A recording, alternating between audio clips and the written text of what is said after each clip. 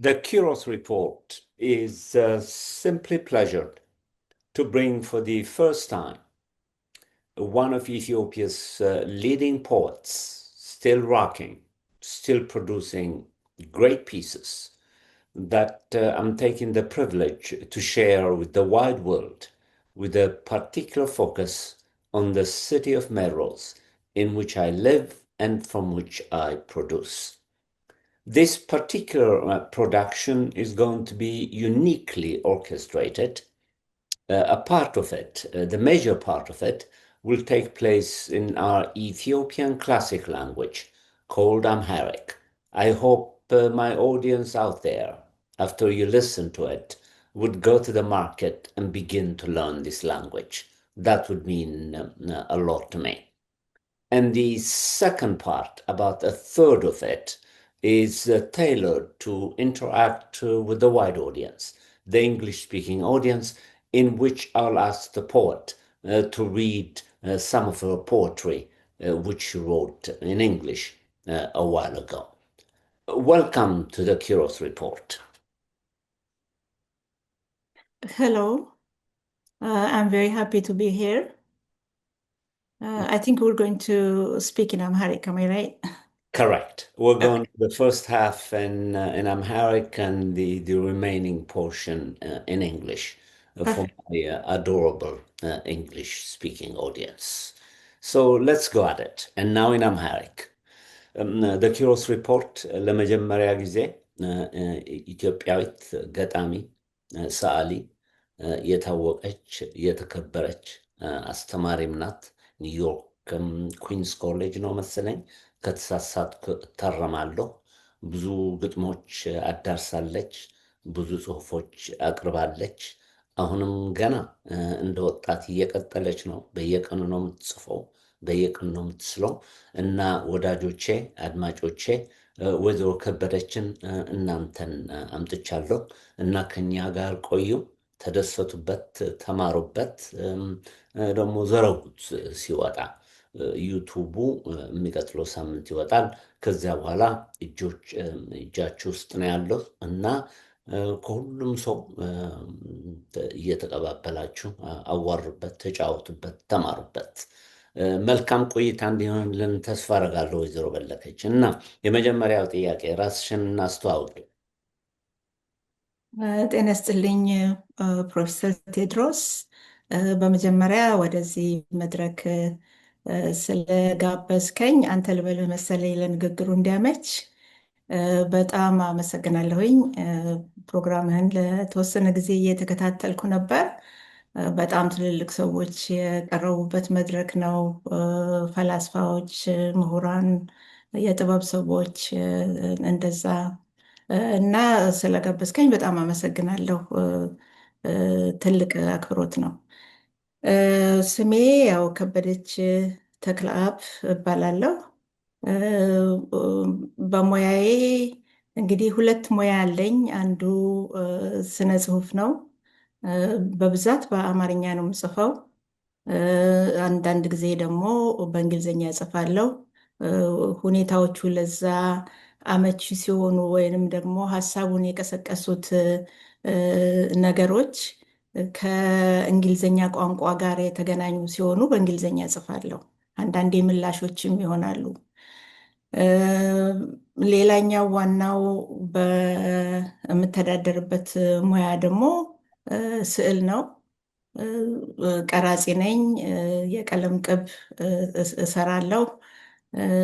ኢንስቶሌሽን የሚባለውንም እሰራለሁ። አስተምራለሁ። በሲቲ ዩኒቨርሲቲ ኦፍ ኒውዮርክ ኩዊንስቦሮ ኮሚኒቲ ኮሌጅ ነው የማስተምረው። በአሁኑ ጊዜ አሶሲየት ፕሮፌሰር ነኝ፣ ቴኒርድ ነኝ። እንግዲህ በሙያዬ ይሄ ነው።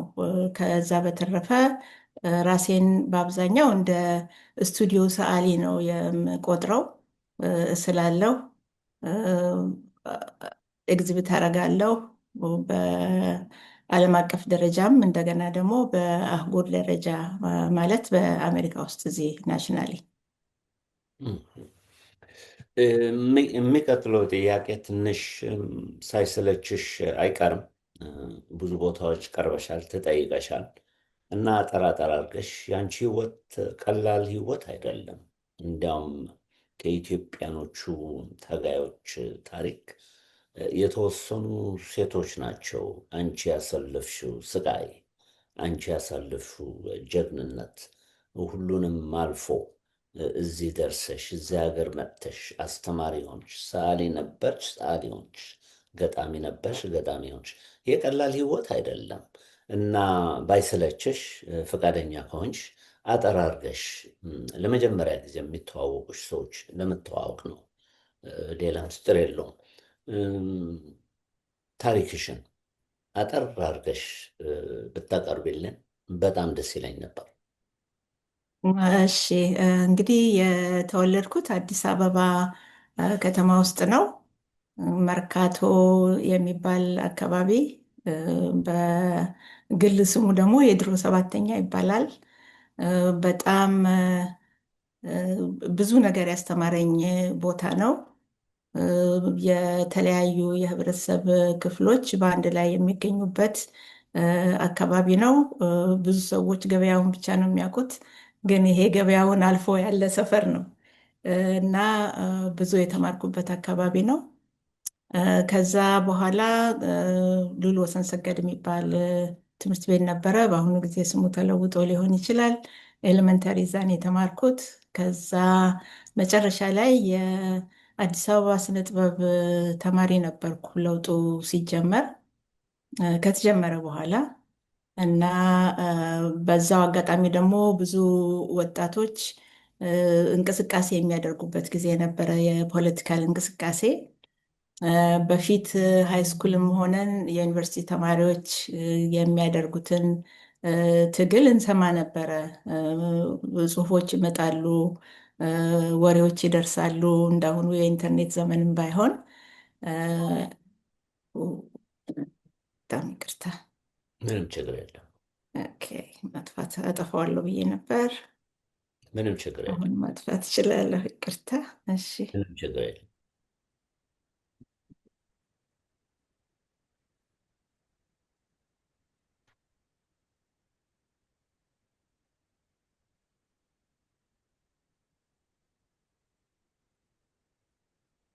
ኦኬ፣ እሺ እሺ። እና በንቅናቄው ጊዜ የአዲስ አበባ ስነ ጥበብ ተማሪ ነበርኩ።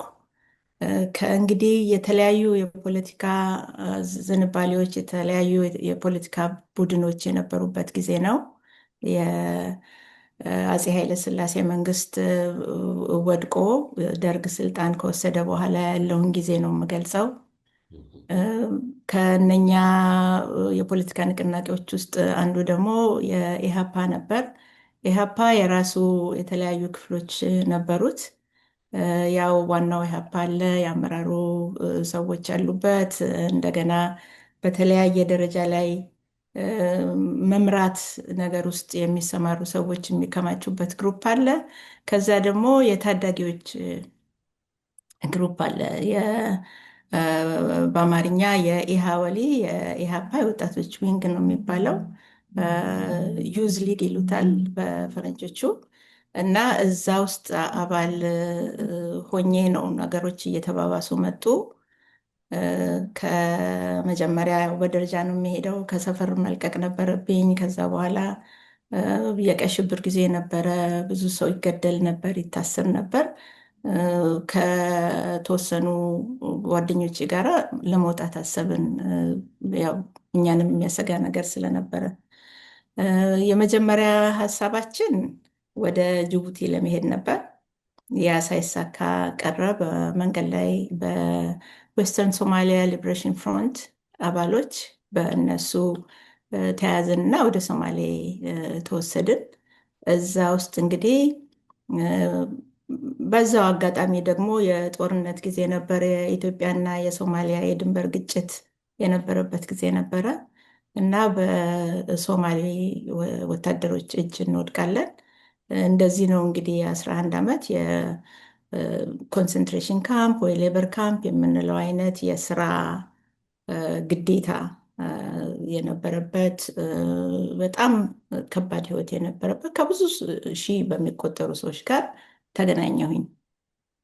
እንግዲህ አጠር ያለው ታሪክ ይሄ ነው። ከዛ በኋላ በፈረንጆቹ አቆጣጠር በ1990 እዚህ ሀገር መጥቼ ኦልሬዲ ትምህርት ቤት ጀምሬያለሁ ሃዋርድ ዩኒቨርሲቲ። ወንድፉል የሚገርም ነው የአንቺ ታሪክ፣ በጣም ይገርማል። አሁንም እሱ ተከታታይ አንድ ጥያቄ ላቅርብልሽ እና ከፈለግሽ መልሽም ካልፈለግሽ ደግሞ አያስፈልግም ብለሽ ተይው። የአንቺ ህይወት ይገርማል። ኤሪትራዊ ነሽ በደም መሰረት፣ ነገር ግን ኢትዮጵያዊነት ነው ኮርተሽ የመረጥሽው። ቀጥሎም እንደ ኢትዮጵያዊ ሆነሽ ነው የአማርኛ የምታወሪው። ግጥሞቹሽ ሁሉ የአማራ የተወለደ ችሎታ ያለው አገጣጠም ነው። ብዙ ሰዎች ያደነቁት፣ ብዙ ሰዎች ያነበቡት ነው። እንዴት ነው እንደዚህ የሆንሽው? ለምንድን ነው ኤሪትራ የሆነሽ ያልቀረሽው? ይሄ እንግዲህ ፕሮፌሰር ቴድሮስ ያው ፍልስፍና ውስጥ ያለህ ሰው ነህ እና ፍልስፍናው በቀላሉ ይገባሃል ማለት ነው ብዬ ገምታለሁ። እኔ በዘር ክፍፍል አላምንም። በአጠቃላይ በኢትዮጵያና በኤርትራ መካከል ባለው ልዩነት ብቻ ሳይሆን በሰው ዘር ላይ ያለ ልዩነት በአጠቃላይ አይስማማኝም። አንድ ይሄ ነው። ሁለተኛ ኢትዮጵያዊ ለመሆን ወይም ለመባል የኤርትራን ማንነት ማውገዝ አያስፈልግም። ኤርትራዊ ለመሆን ደግሞ ለኢትዮጵያ ያለህን ፍቅርም ማስተዳደግም መሰረዝ አያስፈልግም። ስለዚህ ለእኔ ይሄ ከጥያቄ ውጭ ነው የማስበው ህይወት አይደለም። ኤርትራዊ ነኝ፣ ኢትዮጵያዊ ነኝ የሚል ሀሳብ የለኝም። ምናልባት በጣም ገፋ ቢል ወይ ደግሞ ጠበብ ቢል በዓለም ደረጃ ማሰብ ቢያቅተን በአፍሪካ ደረጃ እንኳን ማሰብ እንችላለን። እና ሀሳቤ ያለው እዛ ውስጥ ነው። ስለ አማርኛ ያወራኸው ነገር አማርኛ እየተናገርኩ ነው ያደግኩት። ቆንጆ ቋንቋ ነው እና ከዛ በላይ ራሴን የሚገልጽልኝ ቋንቋ ዓለም ላይ ያለ አይመስለኝም። ትግርኛ ሰማለሁ። ትግርኛ በጣም ደካማ ነው። ባውቅና ደግሞ በትግርኛው የአማርኛውን ያክል መጻፍ ብችል እጽፍ ነበር እና አንዱን ሆኖ አንዱን መጣል አይደለም፣ ከዛ በላይ ማሰብ ነው። እንደዛ ነው ማየው። በጣም ቆንጆ፣ በጣም አጥጋቢ መልስ፣ ትምህርታዊ መልስ ነው የተሰጠኝ። እንኳን ጠየቅኩት፣ የሚጠቅም መልስ ተሰጥቶኛል። አመሰግናለሁ። አሁን ወደ ገጣሚነት እንግባ። በአንቺ አስተሳሰብ ግጥም ማለት ምን ማለት ነው? ለምንድን ነው ሰው የሚገጥመው? መቆዘም ነው? ማስተማር ነው? ማልቀስ ነው? ለምንድን ነው ግጥም የተፈጠረው? ምን እንደተፈጠረ እንኳን እኔም አላቅም። ግን ለአንቺ ግጥም ምን ያደርግልሻል ብለህ የምትጠይቀኝ ከሆነ ያሳስበኛል። ግጥም እኔ እንደማየው በጣም ልዩ የህሊና ቦታ ነው። ያ ቦታ ደግሞ ከሁሉ ነገር ንጹህ መሆን አለበት ብዬ ገምታለሁ። አለበት በሚል እንደ ህግ በመውሰድም ሳይሆን ለእኔ ያ ቦታ ብዙ ነገሮች የማያስፈልጉ ነገሮች እንዳላስብ ያደርገኛል እና በቀጥታ የማስበው ነገር ውስጥ ንጹህ በሆነ ህሊና እንድገባ ቦታውን ይከፍትልኛል ብዬ ነው የማስበው። ከዛ በኋላ ይሄ አገላለጹን ማኒፌስቴሽን የሚሉትን ነገር ማሰብ ከጀመርን እንግዲህ ምንድነው ግጥም ከሌላው የስነ ጽሁፍ ዘርፍ እንዴት ይለያል የሚለውን ነገር ማሰብ እንችላለን። ድምፀት አለው፣ ዜማ አለው፣ የራሱ አወቃቀር አለው። እንደገና እኔ የምወደው አይነት ግጥም ብዙ ተንታኝ ያልሆነ ግጥም ነው የምወደው። ትንሽ ጠቅለል ያለ ካለበለዛ ድርሰትም ሊሆን ይችላል እና አንድም የዛ ዜማ ድምፀት የምፈለግ ነገር መሰለኝ ግጥምን ከሌላው የስነ ጽሁፍ ዘርፍ ለየት የሚያደርገው። ሁለተኛ ግን ዋናው ግን ተመስጦ ነው። በአንድ ነገር እንደኔ ግጥም ዝም ብሎ አይደለም የሚመጣው። ግጥም ልጻፍ ብዬ አይደለም ምጽፈው። ያ ቢሆን እርግጥ ዜማ መፍጠር ይቻላል። ይሄ ቤት የሚመቱ ከሆነ ፊደላትን ማስተካከል ይቻላል። ግን ከውስጥ የምንፈልገውን ነገር ለማግኘት እራሱ ነው የሚመጣው ብዬ ነው የማስበው። የሚገርም ደግሞ ልንገርሽ፣ ከተሳሳት ካርምኝ። እኔም ትንሽ ሞከር ሞከር አደርጋለሁ፣ ግን ገጣሚ ነኝ ያለ እንዴ በጣም ትጽፋለህ? የካፌ አይወጣም። የሳቅሽብኝ ነው ጨርስ ከሆንሽ ነው እንጂ የላኩልሽ ግጥሚዎች አክብረሽ ተስፋ ስጠሽ እንጂ ገጣሚ አይደለሁም እንዳንቺ። ነገር ግን አንድ ጥያቄ አለኝ። ግጥምና ምስጢር ይገናኛሉ። አንዳንድ ሰዎች የሚገጥሙት የማይባለው ነገር በምስጢር አድርገው ለማውጣት ይመስለኛል። በእኛ ባህል በተለይ ግጥሞችና ቅኔዎች ይገናኛሉ አይደለም እንዴ? ልክ ነው። እና ግጥም የመረጥሽው ምስጢርሽን ለመመርመር ይሆናል ወይ?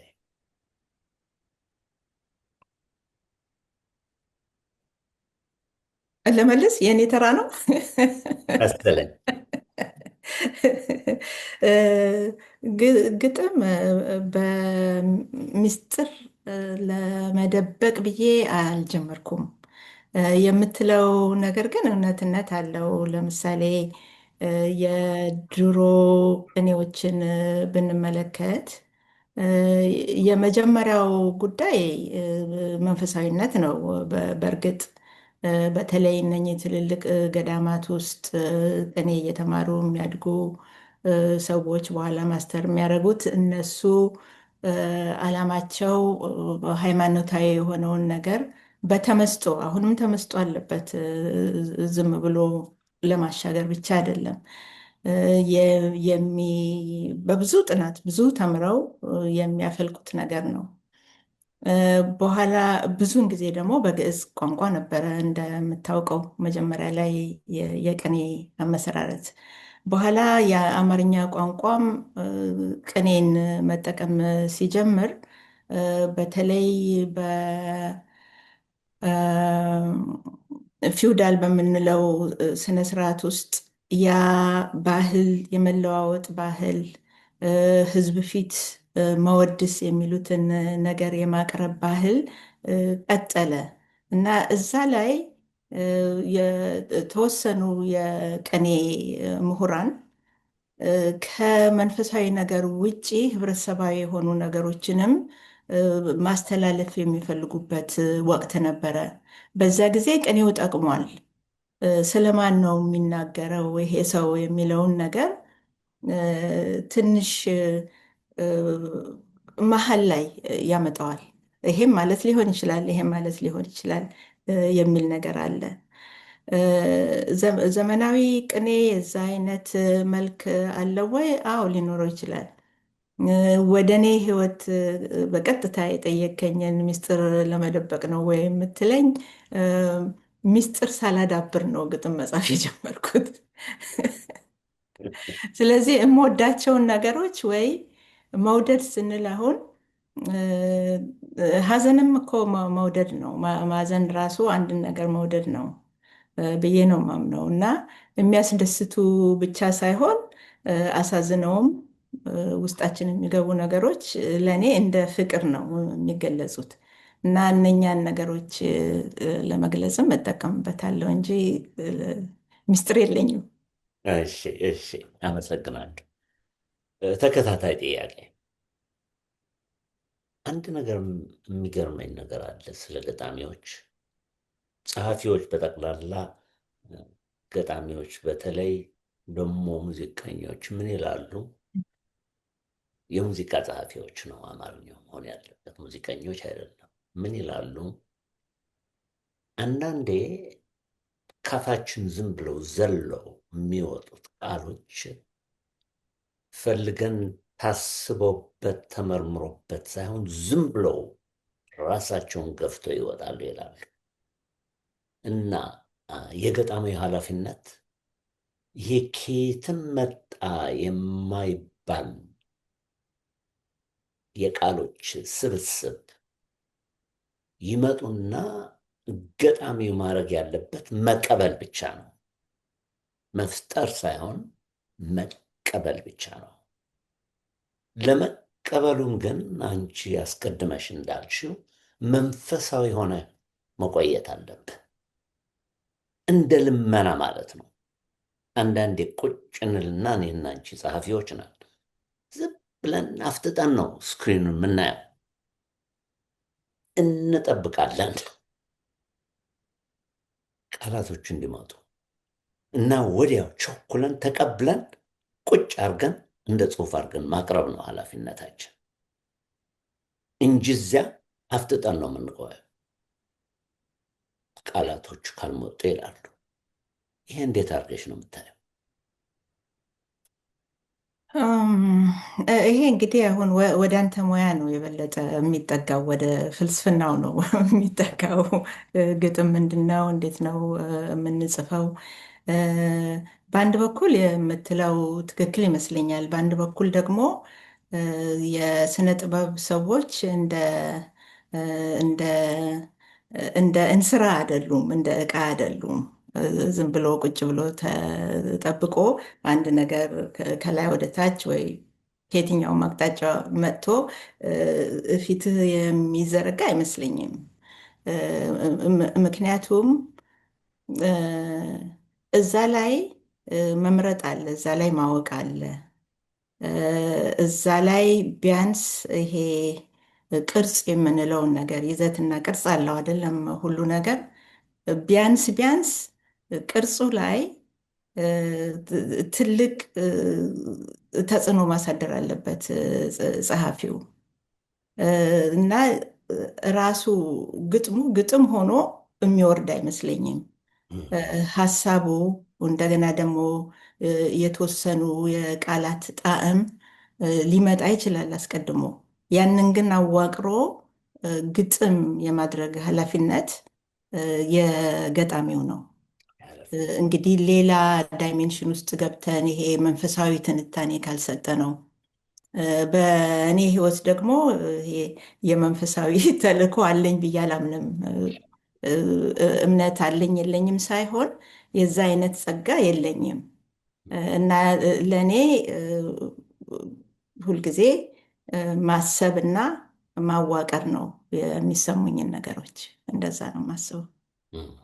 አከብራለሁ። እና ተከታታይ ጥያቄ አሁን ደግሞ ያንቺ የሚገርመው ገጣሚ ብቻ አይደለሽም፣ ሰዓሊም ነሽ። ግጥምና ስዕል ደግሞ ይዛመዳሉ መሰለኝ። ፍልስፍና፣ ግጥም፣ ስዕል ዘመዳሞች ናቸው። ይቀራርባሉ፣ ይዋደዳሉ፣ ይወዳደራሉ፣ ይጣላሉ። ለምሳሌ ይሄ የግሪካዊ ዋናው ፈላስፋ ፕሌቶ የሚባለው ከሆመር ጋር ይወዳደሩ ነበር። ሆመር ገጣሚው ነው። ፕሌቶ ደግሞ ፈላስፋ ሆነ ይመጣል እና እሱ ራሱ ገጣሚ እያለ የሆመር ግጥሞች አልተዋጡለትም።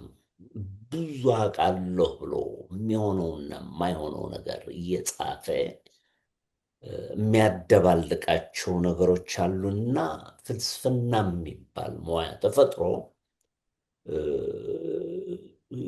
ግጥሙም ገጣሚዎቹም ሀሳቢዎች ሆነው እንዲቀርቡ ነው የሚፈለገው እንጂ እንደ ሰካራም የትላ እንዳለ የማያውቅ ቃላት ዝም ብሎ ስለሚመጡለት እያደባለቀ እያዘበራረቀ ጸሐፊ መሆን ያለበትም ብሎ ተነሳበት። እና የፕሌቶ ጦርነት ከሆመር ጋር ነው የነበረው። ጦርነቱ ከገጣሚዎች ጋር ነው የነበረው ባጭሩ። ይሄ አለ አንድ ጉዳይ አለ። አሁን ደግሞ ወደ ስዕል ስንመጣ ሰዓሊዎችና ገጣሚዎች ምንድን ነው የሚያቀራርባቸው? ግራ ይገባኛል እኔ አንዳንዴ። አሚን ጠለቅ ያለ ጥያቄ ነው የምትጠይቀኝ። ሁለቱን የሚያገናኛቸው ዋናው ሀሳብ መሰለኝ፣ ሀሳብና ውበት። ሁለቱ ነገሮች ይመስለኛል ዝምድናውን የሚፈጥሩት። ይሄ ሳይታሰብ የሚመጣው ነገር እንኳን ያው ፈረንጆቹ ስፖንቴኒቲ ወይ ስፖንቴኒየስ የሆኑ ነገሮች ብለው የሚሏቸው፣ ለምሳሌ ሳይታሰብ ቀለም ቢረጭ፣ ሳይታሰብ የቻርኮል ፓውደር ቢፈስ ከዛ በኋላ ምን ይሆናል የሚለው ነገር እንኳን ራሱ እሱ እንኳን ጣልቃ ገብነት ይጠይቃል። የሰዓሊው ጣልቃ መግባት አለበት እዛ ውስጥ። ባይገባም እንኳን ዋጋውን ለመመዘን ይሄ ነገር እኮ ዋጋ አለው ብሎ ለማየት አንድ አይነት እውቀት ይጠይቃል። ለምሳሌ አሁን ዱሻም የሚሉት የአውሮፓ ሰዓሊ ነበረ። ይሄ ዳዳ የሚባለው እንትን ውስጥ የነበረ እና አንድ ቀን ብድግ አለና ይሄ ዩሪናልስ ሽንት ወንዶች የሚሸኑበት እሱን ገልብጦ ጋለሪ ውስጥ ሰቀለው እና ፋውንቴን አለው ያንን ነገር። እዛ ላይ ምንም የሰራው ነገር የለም፣ ግን ያየው ነገር አለ። እዛ ላይ ያየው ውበት ወይንም ደግሞ ሜታፈር የሚሆን ሲምቦሊዝም የሚሆን ያየው ነገር ያንን ነገር ሌሎች ሰዎች ባላዩት መልክ እንዲያይ አድርጎታል። እና ለእኔ አሁንም ቢሆን ድንገት ያሉ ነገሮችን፣ ድንገት የተከሰቱ ነገሮችን የውበትና የጥበብ ዋጋቸውን ለመመዘን ያ ሰዓሊ ወይም ያ ጸሐፊ ያስፈልጋል ብዬ ነው የማምነው። እና እንደዚህ አይነቱ ሀሳብ ለሰዓሊዎች ብቻ ሳይሆን ወይ ለገጣሚዎች ብቻ ሳይሆን ብዙ የጥበብ ሰዎች ውስጥ በየሙያቸው የሚወጡ አሴቶች ናቸው፣ እነኚህ እሴቶች ናቸው። እና ያ ነው የሚያገናኛቸው ብዬ ነው እማምነው። በጣም ቆንጆ ቆንጆ መልስ ነው። አሁን ደግሞ እስቲ ስለ ስዕል ደግሞ ልጠይቅ። የሚገርመኝ ነገር አለ። የመጀመሪያ ማስተርስ ዲግሪ በፍልስፍና ስቀበል አንዱ ከጠናኋቸው አንዱ ገጣሚ አንዱ ሰዓሊ ናቸው። ገጣሚ ቦድሌር ነበር ፈረንሳዊው። ቫንጎ ደግሞ አጥንቻለሁ። እና ቤቴ ውስጥ ለምሳሌ 2-3 ስለ ቫንጎ ስዕሎች የተቀዱ ናቸው አሉኝ። ዝም ብዬ ያጠናቸዋለሁ፣ አያቸዋለሁ፣ በተለይ ማታ ሲጨልም። እና ምን ይመስለኛል አስቦ አስቦ አስቦ አንዴ ብቻ እንዲህ ለቀቅ አርጎ ያወጣቸው ስዕሎች ይመስላሉ። ተመላልሶ አርሞ አስቦበት ያወጣቸው አይመስሉም። አንዴ ሲያስብ ይውልና ቁጭ ብሎ ቅርጽ ያወጣል። አንቺ ምን አይነት ሰዓሊ ነሽ? ከማውቅሽ የተወሰነ ጊዜ ነው ያወቅሽ። ታኘኪያለሽ፣ ታጠኒያለሽ፣ ቶሎ ብለሽ አትለቂም። ተመላልሰሽ አጥንተሽ ነው የምትስይው። ቫንጎ ግን እንደሱ ሰዓሊ አልነበረም። እንዴት ነው? ሁለታችሁ እንደዚህ አይነት ልዩነት የሞላበት የስዕል መንገድ ያሳደጋችሁት? እንግዲህ በተለያየ ጊዜ የተለያዩ ነገሮች ይመጣሉ። የአሰራር ፍልስፍናዎች፣ የአሰራር አቅጣጫዎች፣ የቁሳቁስ ለውጦች እነኚህ ሁሉ የሰዓሊውን አሰራር ይለውጡታል። በነገራችን ላይ እዚህ ላይ ትንሽ ካንተን ላይ ያለው የቫንጎን አሰራር በሚመለከት ቫንጎ በፍጥነት የሚሰራ ሰዓሊ ነበረ። ማለት በፊት በክላሲካል ፒሪየድ ያው ክላሲካል ፒሪየድ ወይ ደግሞ ይሄ ሪያሊዝም የምንለው ውስጡ ደግሞ መዓት ክፍፍል አለው አይደለ? እዛ ውስጥ የሚሰራው አይነት ስራ ለረጅም ጊዜ እንዳልከው የሚታሽ ይሄ ተዳሳሽ ነገር እንዳይኖረው በጣም ለስላሳ ሆኖ እንዲወጣ ብዙ ጊዜ የሚፈጅ ነው። እንደገና የውጭውን እንኳን በተወሰነ ጊዜ የውጭውን ማለት ይሄ መልክዓ ምድር እንኳን ቤት ውስጥ ሆነው ሲሰሩ ከውጭው ዓለም ጋር ያላቸው ግንኙነት በጣም ትልቅ ላይሆን ይችላል። ብዙውን በአይምሯቸው የያዙትን ነገር ሊሆን ይችላል የሚሰሩት። እንግዲህ ያንን ሁሉ ተጉዞ እነ ቫንጎ የደረሱበት ጊዜ ሲመጣ የብሩሹ አጣጣል ራሱ እየተለየ ይመጣል፣ ፍጥነት አለው። ሆኖም ግን ፀሐይ ላይ ወጥቶ የሚሰራ ሰው ነበረ ቫንጎ። እንደውም ብዙ ጽሑፍ ላይ ስለ ያመው ነበር ይባላል። የአእምሮ ችግርም አለውም ይባላል። እንግዲህ የተለያየ ደረጃ ነው ያ ችግር የምንለው ነገር። ሁሉም ሰው ላይ ሊከሰት የሚችልም አለ፣ አንዳንድ ሰዎች ላይ ብቻ የሚከሰት ነገር አለ። እሱ ሌላ ጥያቄ ነው።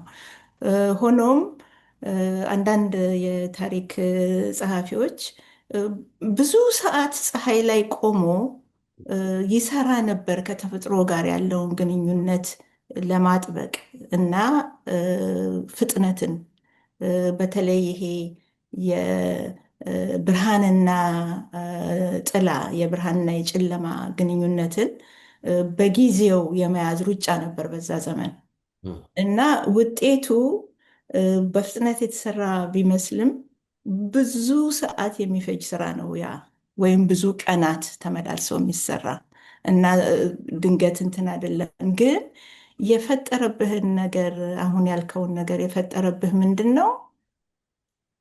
እንደዛ ረጅም ጊዜ የፈጀ ነገር ሲወጣ ቀላል ሆኖ እንዲታይ የማድረግ ደግሞ የራሱ ብስለት አለው። የራሱ አንድ ትልቅ እርምጃ ነው እና እንደዛ ነው የቫንጎን የማየው። እኔ ስራ ላይ ስራዎቼ ረጅም ጊዜ ይፈጃሉ። የሚፈጁት በስኬላቸው ነው፣ በጣም ትልልቅ ስለሆኑ ነው። ከምሰራበት ጊዜ የበለጠ የማጠፋው ግን ሀሳብ ላይ ነው። በሀሳብ ብዙ ብዙ እቆያለሁ። ብዙ በሀሳቤ የምመላለስባቸው ነገሮች አሉ። ከዛ በኋላ ይሄ በአማርኛም እንደምንለው እኔ እንጃ፣ ይሄ ኢምፕሮቫይዜሽን የሚባለው ነገር ያው ሙዚቃም ላይ አለ፣ በተለይ ጃዝ ላይ አለ። ብዙውን ኢምፕሮቫይዝ አደርጋለሁ። ኢምፕሮቫይዜሽን ደግሞ ውሳኔ ነው። የትኛውን ኪፕ ላደርግ፣ የትኛውን ልጠብቅ፣ የትኛውን ልተው፣ ወዴት አቅጣጫ ይሂድ የሚለው ነገር ከማየት ፍጥነት ጋር አብሮ የሚሄድ ውሳኔን ይጠይቃል እና በአብዛኛው የኔ እንትን የአሰራር ሂደት ተለዋዋጭ ነው። እንደዛ ነው። የቁሳቁስ ጥናትም አደርጋለሁ ለብዙ ጊዜ። እንግዲህ ስዕል የሚገለጽበትም ቁሳቁስ መጠናት አለበት። በተለይ ደግሞ አዲስ ነገር ለመፍጠር የሚፈልግ ሰው ከሆነ እና ትምህርት ቤት እያለው ያው ይሄ የባህላዊ የስራ የስዕል ቁሳቁሶች ማቴሪያልስ እነሱን ያው እናጠናቸዋለን እንደ ስታይል ምናምን እና እሱ ሌላ ደረጃ ነው። በኋላ ደግሞ የራሳችንን መንገድ ስንፈልግ ፈጽሞ ያልተመረመሩ ቁሳቁሶችን ምንድን ነው የመጠቀም ዝንባሌ ያድርብናል። ያ የራሱ ጥናት አለው እና እኔ አሁን መጨረሻ ላይ የሚሰራቸው ነገሮች እንደዛ ያልተለመዱ ቁሳቁሶች ላይ መስራት ነው። ሀሳቡን ከማስፈር በፊት የቁሳቁሱን ጸባይ ደግሞ ማጥናት ያስፈልጋል እና እንዴት እኔ ወደምፈልገው ነገር ሊለወጥ እንደሚችል ለዚህ ነው ብዙ ጊዜ የሚፈጀው ፕሮሰስ ነው፣ ሂደት ነው። ጊዜያችን እየሄደ ነው። ገና ገና ገና ማዕት ጥያቄዎች ነው ያሉና ግጥሞች ወደ ማንበብ የሚያስደርሰን ጊዜ የሚኖረን አይመስለኝም እና ሁለተኛ ጊዜ ጋብዝሻለሁ፣ ግን እንጀማምራቸዋለን። ሁለት ጥያቄዎች ብቻ ነው የቀሩኝ። ከዚያ ወደ ግጥም ማንበብ እንሄዳለን። የሚቀጥለው ጥያቄ እንደዚያ አድርጌ ላቅርበው። ባለሙያም ነሽ እና አሁን ጓደኞች ነን፣ ተዋውቀናል። ጠያቂ ነሽ። ማንም መጥቶ ለፍልፎ አያሸንፍሽም። ትጠይቂያለሽ፣ መላሽ ነሽ፣ አታሳልፊም። ይሄ ደግሞ ከስዕሉና ከግጥሙ ጋር ይገናኛል የሚል ጥርጣሬ አለ። ጭንቅላትሽ ጠያቂ ጭንቅላት ነው ያለሽ። ሰው ለማስደሰት ብለሽ የሚሆነ የማይሆነው ነገር እንደ ኢትዮጵያ የሆነሽ አትቀበይም። ትጠይቂያለሽ፣ ሀሳብሽን ታቀርቢያለሽ እና ይሄ ከሙያነቱ ጋር ሲሄድ እዚህ ሀገር በተለይ ችግር ያመጣል። አይደለም እንዴ? እና እንዴት ነው ታዲያ የሙያው ነገር? ደስተኛ ነሽ? በአስተማሪነትሽ እንዴት ነው? አዎ እንትን ማስተማር አንደኛ እወዳለሁ። ከተማሪዎቹ ጋራ የሚኖረኝ ግንኙነት በአብዛኛው ጥሩ ነው። በአብዛኛው ሁል ጊዜ ጥሩ ነው ማለት አይቻልም። ምክንያቱም ራሱ የማስተማር እዳው አንዱ የማይስማሙ ነገሮችንም በመላ እንትን ማለት ነው፣ መያዝና ማራመድን መቻል ነው። እና ያ ሲሆን ደግሞ አንዳንድ ጊዜ ያው ቅራኔዎች ይፈጠራሉ። ግን ቅራኔ ለመፍታትም አይ ቲንክ የማስተማር ሙያ ይረዳል ብዬ እገምታለሁ። ያንን ነገር ግን አንድ አስተማሪ ከተማሪዎቹ ጋር ያው አንተም ፕሮፌሰር ነህ ታውቀዋለህ፣ ከተማሪዎች ጋር እውነት ይዞ ነው መነሳት ያለበት እንጂ ማስደሰትን አይደለም። ያ በቃ ንጹህ የሆነ እውነት አስተላልፋለሁ ስትል ደግሞ ቅራኔ ይፈጠራል። ያ እንዳለ ሆኖ እወዳለሁ ማስተማር በአጠቃላይ፣ ምክንያቱም መማርም ስለሆነ ነው የምወደው። ሁልጊዜ ያሳስበኛል። ሁልጊዜ ማንበብ አለብኝ። ተማሪዎቹን መቅደም አለብኝ፣ መከተል የለብኝም። እሱ ሁሉ ራሴን ትምህርት አካባቢ ወይ እውቀት ላይ እንዳቆይ ያደርገኛል። የማልወደው ጎን አለው ማስተማር። የአስተዳደር ውስጥ ያለውን ሽኩቻ አልወደውም፣ ደግሞም አላቅበትም። ቅድም ያልከውም ነገር እንግዲህ በአጭር ጊዜ ውስጥ አንዳንድ ነገሮች እየገቡ ነው መሰለኝ። ዝምተኛ ነኝ፣ በጣም እሰማለሁ። የማይሆን ነገር ግን አልቀበልም። በበላይነት ስሜት ወይ እኔ አውቃለሁ አታውቁም በሚለው ሳይሆን ልክ ነው ልክ አይደለም የሚለው ነገር ጉዳይ ይሆናል። በዛ ምክንያት ያለፍኳቸው ችግሮች አሉ። በአጠቃላይ ግን ማስተማር ወዳለሁ። እሱ ነው አንዱ። ሌላኛው እንግዲህ እ፣ ሰዓሊ ስትሆን እና አስተማሪ ስትሆን ወይ ገጣሚ ስትሆን እና አስተማሪ ስትሆን ሁለት ነገሮች ናቸው ያሉት። አንዱ ማስተማር ነው፣ አንዱ ደግሞ የራስህ ሙያ መቀጠል አለበት እና ሁለቱም ጊዜ የሚፈጁ ነገሮች ናቸው እና ያንን ማዋሃዱ ደግሞ የራሱ የህይወት ትግል ውስጥ ይከታል።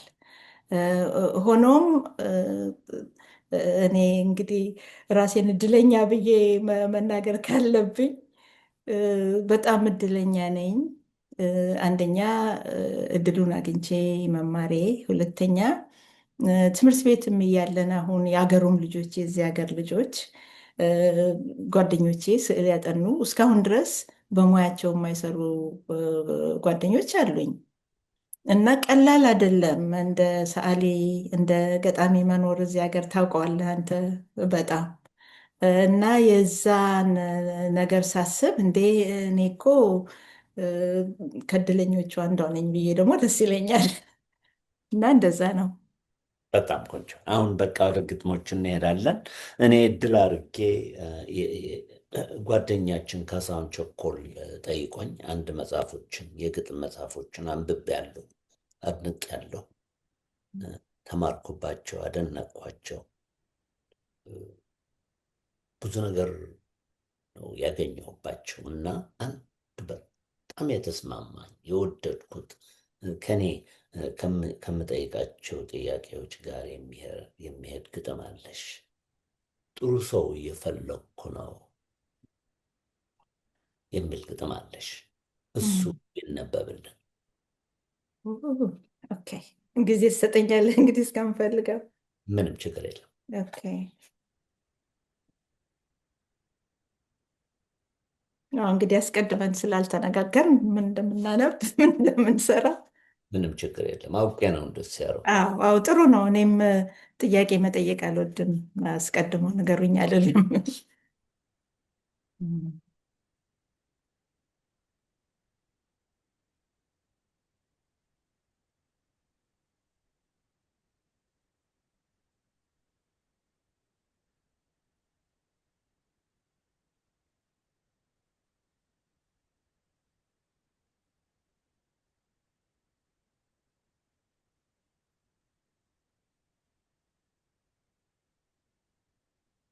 አንተ አግኝተህ ከሆነ ደግሞ ቶሎ ብትነግረኝ ይፈጥራል።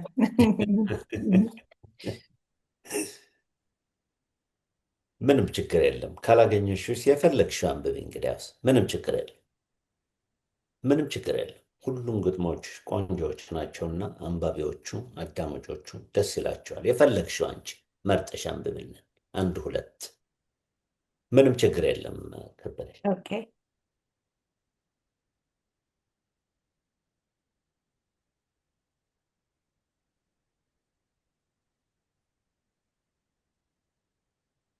ምረጪና ይሄ ነው የምወደው ብለሽ። እሺ፣ የጥጥ ዕድሜ የሚለውን ላነበው። እሺ።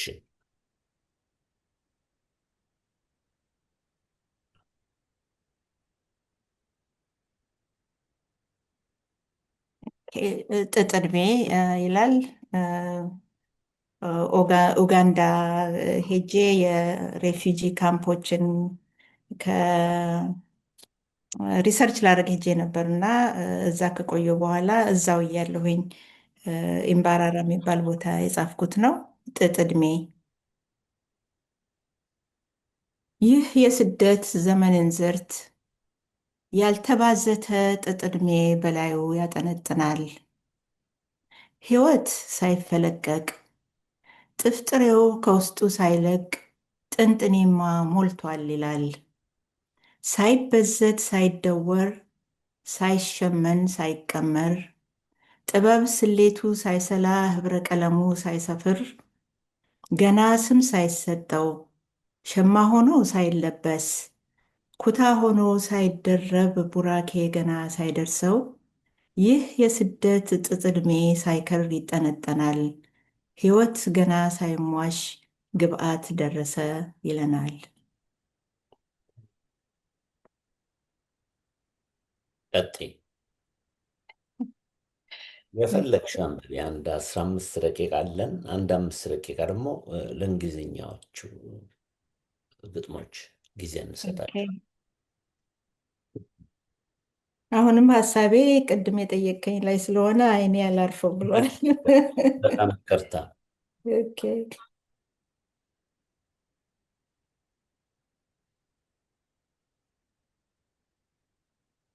ኦኬ 79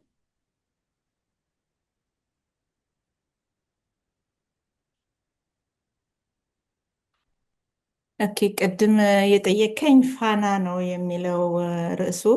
ልክ መብራቱም አልጠፋ ሰውም አልተገኘ ያኔ ጥንት የበራው የዲዮጋን ፋና በጠራራ ፀሐይ አሁንም ተናኘ። ሰዎቹ የት ናቸው? ወይስ ምስል የሆኑ የሰው ምኞት ጥበብ በሀሳብ የሳላቸው ብርሃን ከማይሻው ከሰው ልጅ አእምሮ በስተጀርባ ናቸው ይላል። በጣም ቆንጆ። አንድ ደግሞ አለች ማስታውሳት ግጥም። በዳር ዳር ነው ሁልጊዜ የምትገኘውና አንቺ ስታልፊ ስትሄጂ ስትወጪ አይተሻት ገጠምሽላት። እዛ ነው ሁልጊዜ ቁጭ ብላ የምትገኘው። ስሟ ምን ነበር? ስሟ ምን ነበር? በጣም ነው ልቤን የገባቸው ያቺ ግጥም እና ቆማለች። ሁልጊዜ እዚያ ነው የምትገኘው። ሰው ደግሞ እንደምታውቂው ብዙ ስራ ስላለበት አትኩሮ አያይም። አንዳንዴ መታየት ያለባቸው ነገሮች አይታዩም። ገጣሚ ብቻ ነው የማያቸው፣ ሰዓሊ ብቻ ነው ምስላቸው። በእኔ አተረጓጓም ጽፌበታለሁ። ይሄ ያንቺን ግጥም ስመረምር ላይ ጽፈህ ነበር ይመስለኛል። ምናልባት የራስ ምስል የሚለው ይሆን? እስቲ ሰልፍ አንብብል። ፖርትሬት እንደሚለው ምናልባት እሱ ከሆነ እሺ አንብብልኛ። ሁሉም ግጥሞችሽ ቆንጆዎች ናቸው እና ይነበቡ እንጂ።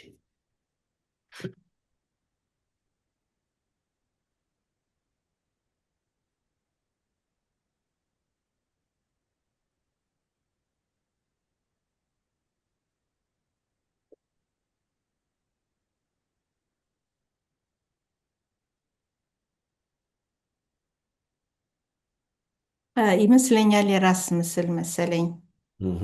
እሺ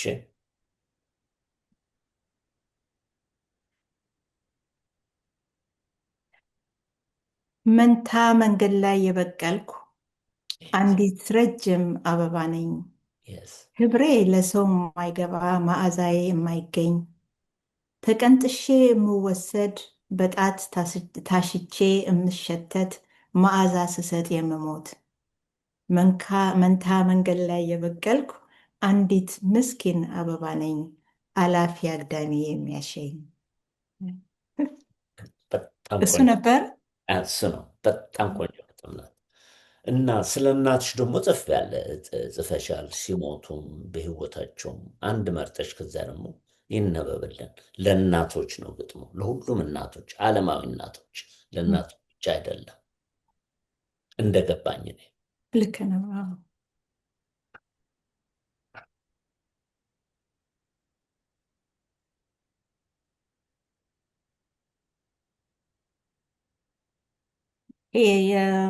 ብዙዎች አሉ። አንዱን የመጀመሪያውን አነባለው። የደስታ ሱታፌ ነው የሚለው እሺ ለምስራዊት ገብረዝጊ።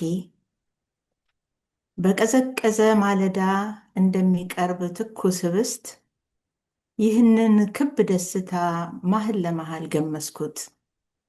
ከአንቺ ጋር ልቋደስ ቃጣሁ፣ መለየትሽን ዘነጋሁ። የጎመን ዘር ፍሬ ታህል ደስታ ቢበተን ልብሽ ላይ እንደ አበባ ተክል ይጸገያል፣ በውስጥሽ መች ይባክናል። ለም ነው የልብሽ ንጣፍ እንደ ጸደይ አበባ ምርት በቀለማት የደመቀ የውስጥሽ መዓዛ ዘልቆ አንደበትሽን ያረቀ። ከእንክርዳድ መሃል የማልተክለው ንጹሕ ደስታ ይዣለሁ። ለምለም ልብሽን ፍለጋ አገር ላገር እዞራለሁ። በጣም ቆንጆ። ስለ ድሆችም ቤት የሌላቸው ሜዳ ውስጥ ተጥለው የሚኖሩ አዝነሽ ታስቦላቸውም ገጥመሻል። ስለ እነሱ ደግሞ አንድ የመርጠሽ ብታነብልኝ እንዴት ጥሩ ነበር።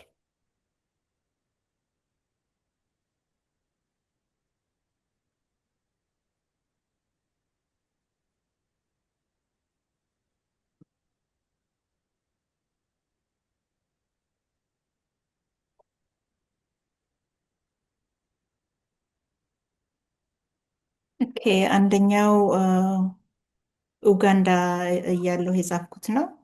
የስ እሱ መሰለኝ ያሰብከው።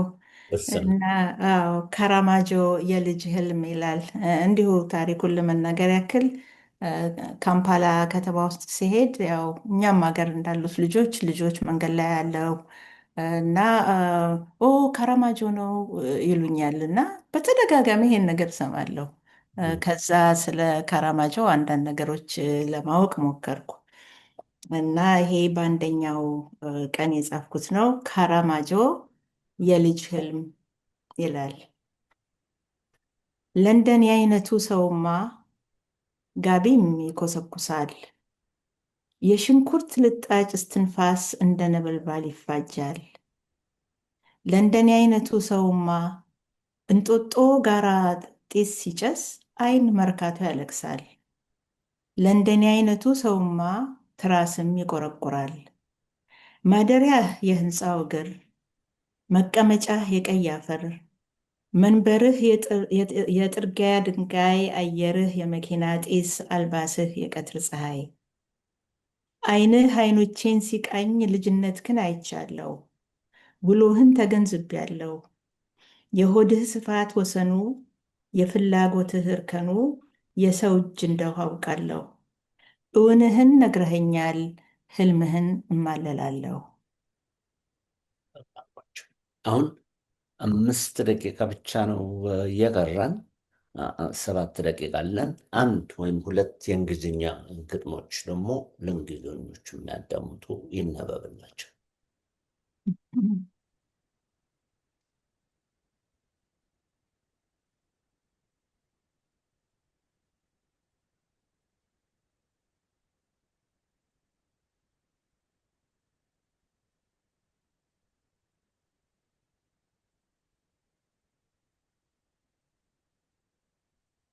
በጀርባው ከአንቺ ጀርባ በኋላ ያለው ስዕል የአንቺ ስዕል ነው አይደል? የኔ ሰዓሊዎች ሰዓሊዋ አንድ ስዕሏ ነው ይሄ፣ እዩላት። እሺ I'm going to read from Blue and Gray, This Era of Exile. This is one of the books that I published recently. It's based on the solo show that I had at the American University Museum, Katzen Center. So this one is called Blindfold for the Refugees. Covered with gray dust, I fall into the deep blue ashes. My eyes smeared with navy coal, blindfolded by grief. I wrap my indigo-dyed hair with a piece of cloth cut from the garment of the Tuareg, the blue people.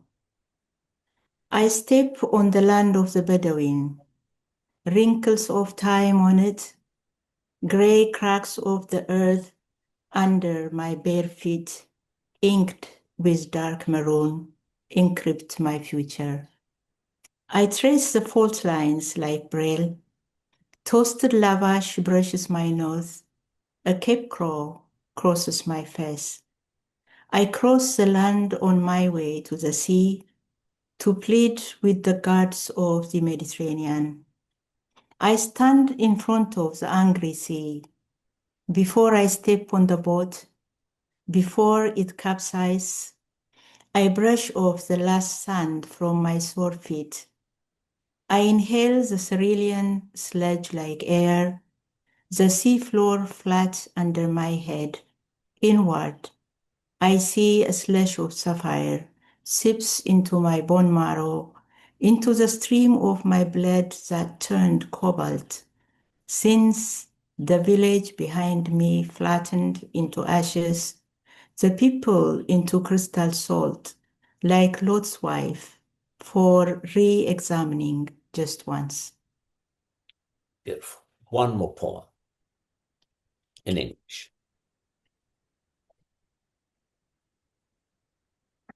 A shorter one, so that you can have time to publicize your books. I want you to display them, and maybe you could also display one painting if you can.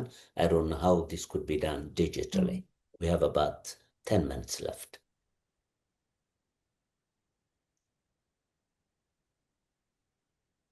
Oh my goodness. A short version would be great. Do you have a shorter poem in English? Yes, I do. Okay. So I dedicated this poem to a great poet, not poet, I'm sorry, a great painter, Sam Gilliam, who passed away recently.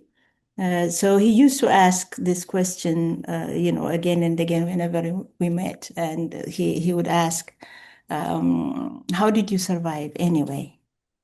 So I wanted to respond to his question. The title is You Asked How I Survived. I survived as a baby fly might survive the fall, as a blown petal might survive the wind, as a young frog might survive the mud, as a young cricket might survive a miss of a tender lip. No more, no less. I survived because I stepped on my own steps and missed. Excellent. And now, before we get off the line, I would like you to pick up your two books, display them, so that people would go to the bookstores and buy them if they are available.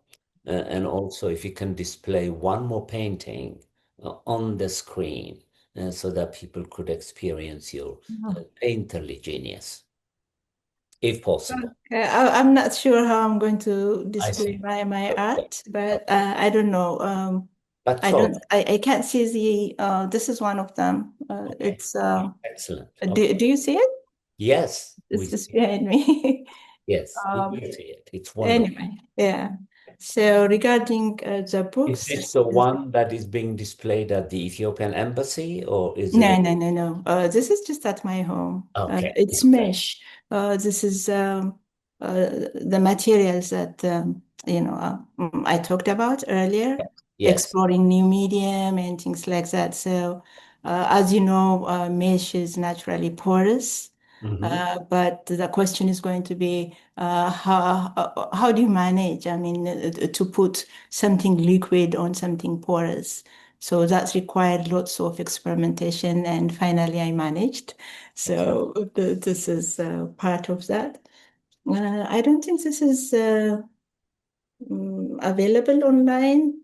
This is blue and gray, this era of exile. I love it. The museum might have it.